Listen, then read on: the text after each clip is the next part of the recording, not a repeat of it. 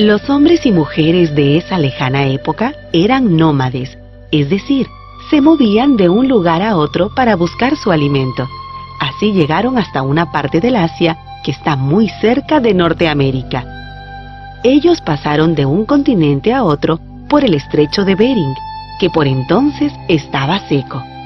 En esa época de intensos fríos, el nivel del agua del mar bajó y ese territorio quedó sin agua, así que entre ambas zonas había tierra. Así, sin darse cuenta, estas pequeñas bandas de seres humanos cruzaron de un continente a otro. Los cazadores perseguían animales como el bisonte de cuernos largos y el mamut lanudo. También había osos polares y renos, y muchos lugares estaban cubiertos de nieve. Años después siguieron su camino al sur, llegando a poblar todo el continente, incluso el territorio de lo que hoy es nuestro Perú. En nuestro territorio, cazadores y recolectores indiscriminados. Las primeras bandas que llegaron a nuestro territorio y vivían de la caza, la recolección y la pesca. Cogían todo lo que servía para alimentarse: plantas, raíces, hojas, gusanos, animales más grandes muertos. Hombres, mujeres y niños trabajaban para poder sobrevivir, y sus instrumentos eran muy simples. Junto a ellos vivían animales como el megaterio americano, el tigre dientes de sable, el venado y el paleolama, que es un antepasado de los guanacos y vicuñas. En la sierra se refugiaron en cuevas como las de Uchumachay y Jayhuamachay. Luego de mucho tiempo de observar y experimentar con su medio ambiente, es decir, con la naturaleza que los rodeaba, los hombres y mujeres comenzaron a conocer mejor a las plantas y a los animales. Se dieron cuenta de que debían escoger las plantas para así dejar que vuelvan a crecer la siguiente temporada. Aprendieron además que si cazaban a todas las hembras, la especie no podría reproducirse. Inventaron entonces una forma de cazar en equipo. Rodeaban a los guanacos y vicuñas y luego dejaban salir a algunas hembras y a los pequeños. Esto se conoce con el nombre de chaco y se practica hasta hoy. Escenas de este tipo de caza se pueden ver en las paredes de la cueva de Toquepala, en lo que hoy es el departamento de Tacna. La domesticación de animales. La gente de los Andes aprendió a domesticar a los camélidos.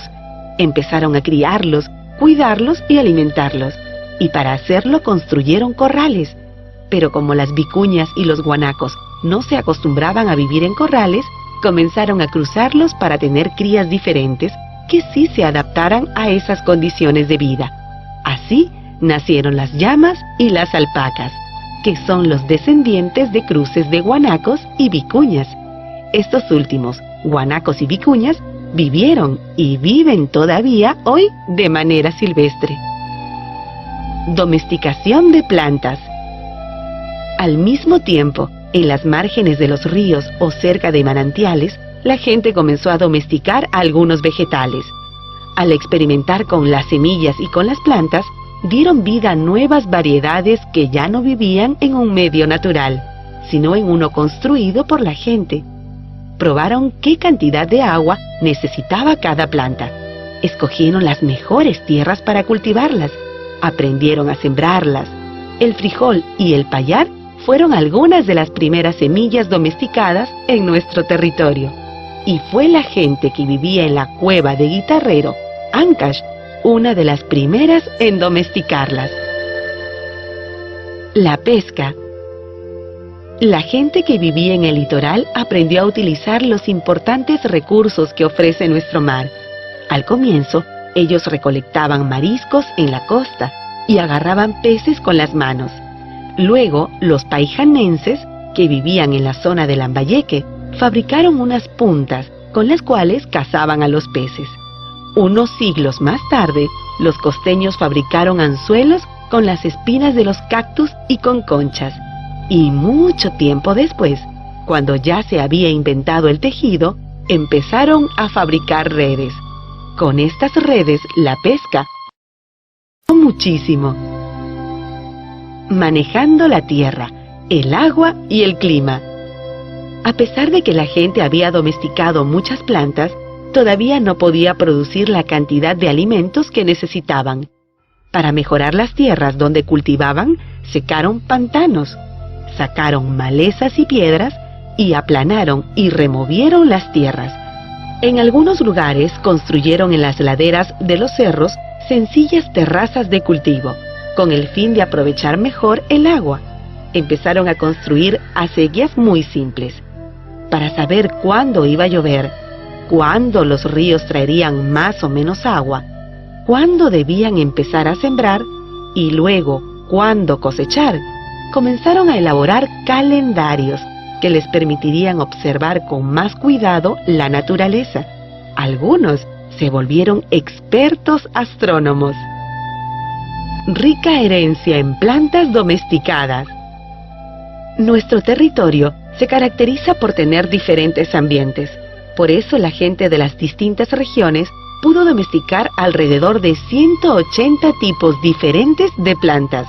Entre las plantas alimenticias sobresalen la papa, la oca, la mashua, el oyuco, la quinoa, el tarwi, la cañigua, la kiwicha, el yacón, la yuca, el maní, el camote, la calabaza, el ají, el frijol, el payar, el maíz, el tomate, la lúcuma.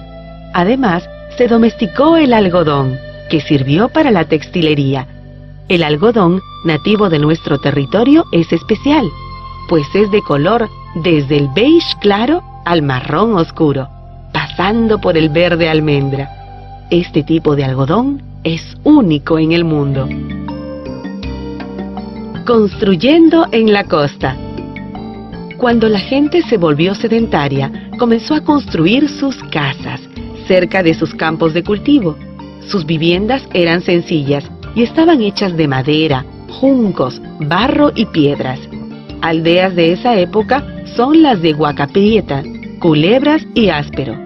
Más tarde se construyeron otros edificios que fueron utilizados para realizar ceremonias.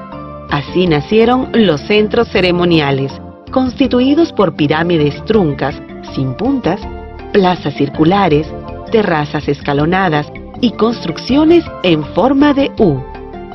Estos centros se convirtieron en grandes lugares. Los sacerdotes que allí vivían se especializaron en la observación de los para hacer sus calendarios agrícolas.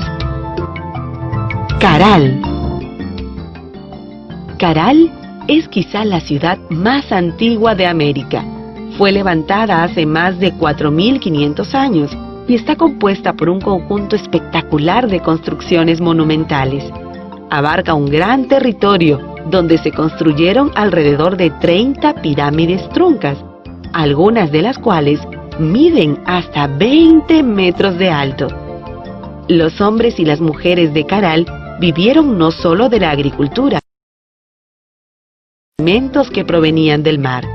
Además, se han encontrado en la zona productos de la sierra y la selva, lo que demuestra que mantuvieron un intercambio con estas regiones.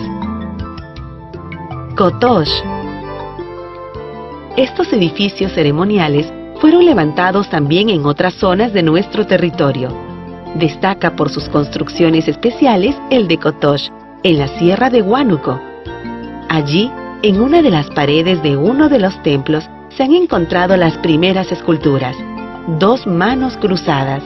Además, en los templos había un cuarto cerrado que tenía un hueco en el centro, que se conectaba con el exterior por un tubo de ventilación.